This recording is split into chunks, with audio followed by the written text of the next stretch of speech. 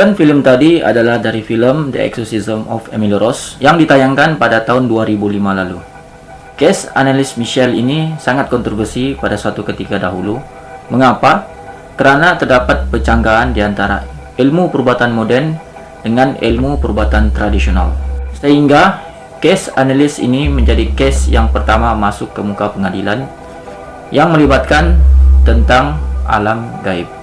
Assalamualaikum. Hai semua, nama saya Benny. Terima kasih Anda sudah menonton video ini. Di episode kali ini, saya akan berkongsi cerita dengan Anda kisah Anneliese Michel yang diganggu oleh 6 iblis sehingga di akhir hayatnya.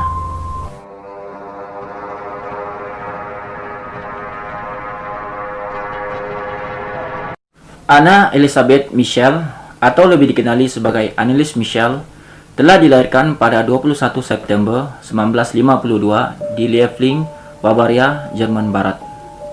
Dia dilahirkan dalam sebuah keluarga yang menganut agama Katolik Rom, serta dibesarkan bersama 3 saudara perempuannya oleh ibu dan ayahnya yang bernama Joseph dan Anna.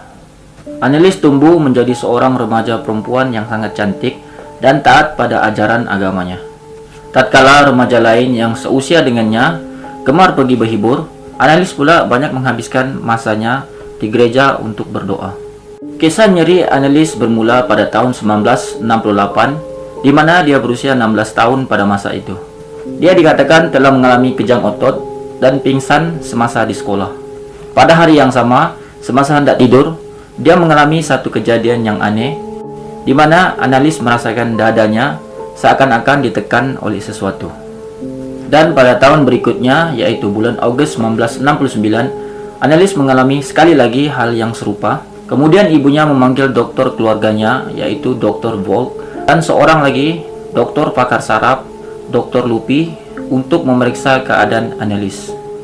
Dr. Lupi memeriksa Anneliese dengan sistem EEG, alat yang semacam CT scan untuk memeriksa otaknya. Setelah hasilnya keluar, mereka mendapati otak Anneliese dalam keadaan baik-baik saja.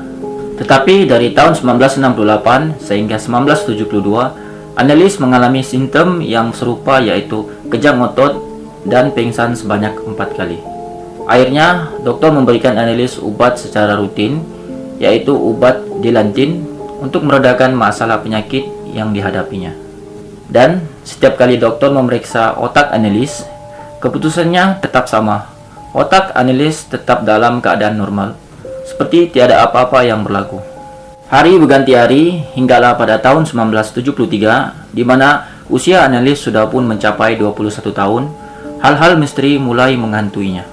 Di mana Anneliese sudah mulai mendengar bunyi ketukan pintu bila tiba waktu tengah malam. Kejadian tersebut bukan hanya Anneliese merasakan, tetapi adik perempuannya juga turut merasakan gangguan yang sama. Serta mereka sekeluarga sering terhidu bau najis yang terbakar di kawasan rumah mereka. Anneliese juga sering mendengar suara aneh yang berbisik di telinganya yang mengatakan dia akan masuk neraka serta akan membusuk di sana.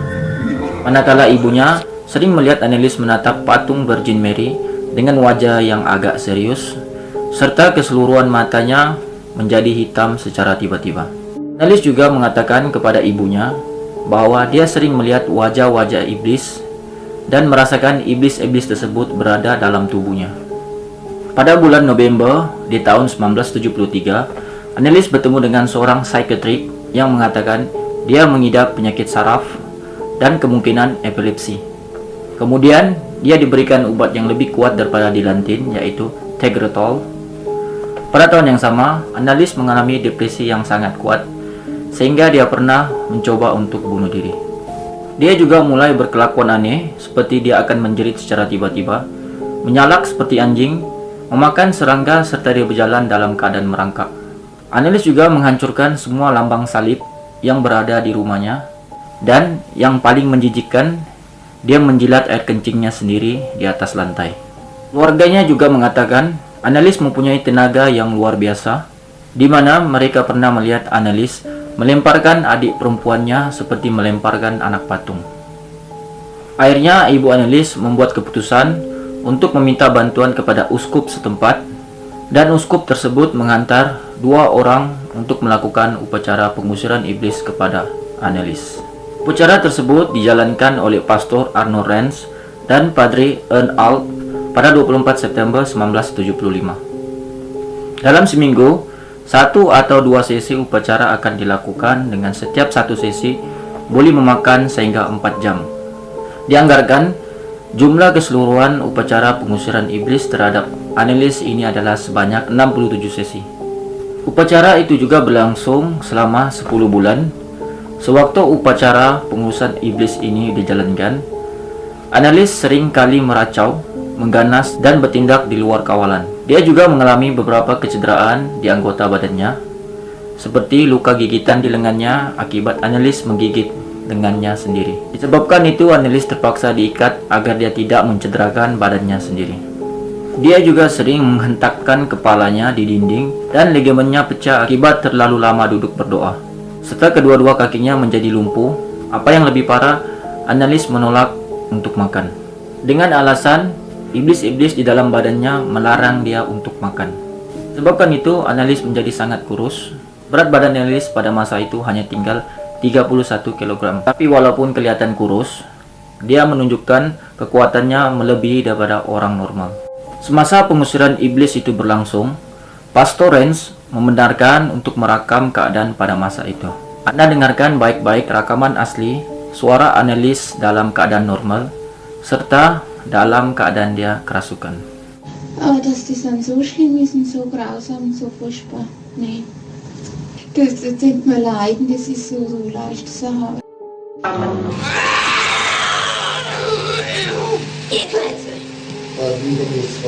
Nein, mir Klötze. Und er mal mir Klötze. Oh, und ja, er will auch nicht. Oh, ich geh auch nicht. Oh. Sind wir schon 3? Wie. Was ist so eine Scheiße? Ketika Annelies disoal oleh Pastor Ren, siapakah yang ada dalam tubuh badannya? Ini jawaban Annelies. Der ich, der Judas, und der Nero, der Kain und der Hitler. Fünfstimme. Das ist der 6. Oh, den haben wir gelogen. Iblis yang bernama Lucifer adalah iblis yang paling sukar untuk dikeluarkan, dan dia menggelarkan dirinya sebagai The Devil of Flesh, yang bermaksud Satan dalam daging. Pada Jun 1976, keadaan Annelies semakin teruk dan badannya mengalami demam yang sangat tinggi. Tapi dia tidak mau juga untuk pergi ke hospital. Dan pada akhir bulan Jun 1976, sekali lagi pengusiran iblis itu dilakukan. Tetapi Annelies cuma mampu berkata, "Tolong pengampunan." Serta kepada ibunya dia berkata, "Ibu, saya takut." Kemudian Annelies menghembuskan napas terakhirnya pada keesokan harinya, yaitu pada 1 Julai 1976 di usianya 23 tahun. Berdasarkan laporan bedah siasat, Annelies disahkan meninggal dunia akibat masalah hidrasi dan kekurangan gizi. Ramai pihak mempercayai bahwa Annelies bukannya dirasuk iblis, tetapi dia sebenarnya mengalami gangguan mental serta menderita penyakit skizofrenia. Sementara itu, ibu bapa Annelies serta pendeta yang terlibat dalam menjalankan upacara pengusiran tersebut telah didapati bersalah oleh mahkamah atas kecuaian mereka dalam menyebabkan kematian Annelies. Mereka hadir di hadapan mahkamah serta membawa rakaman pengusiran iblis untuk coba membenarkan tindakan mereka. Akhirnya, kedua-dua pendeta tersebut didapati bersalah atas kecuaian mereka yang menyebabkan kematian Annelies dan telah dijatuhkan hukuman 6 bulan penjara dan 3 tahun percobaan. Manakala ibu dan ayah Annelies dibebaskan dari hukuman tersebut karena mereka sudah cukup menderita mengikut hukuman dalam undang-undang Jerman. Sememangnya, alam gaib ini sentiasa berdampingan dengan alam manusia. Jadi kita sebagai manusia haruslah menjaga tingkah laku dan lidah kita. Terima kasih Anda sudah menonton video ini.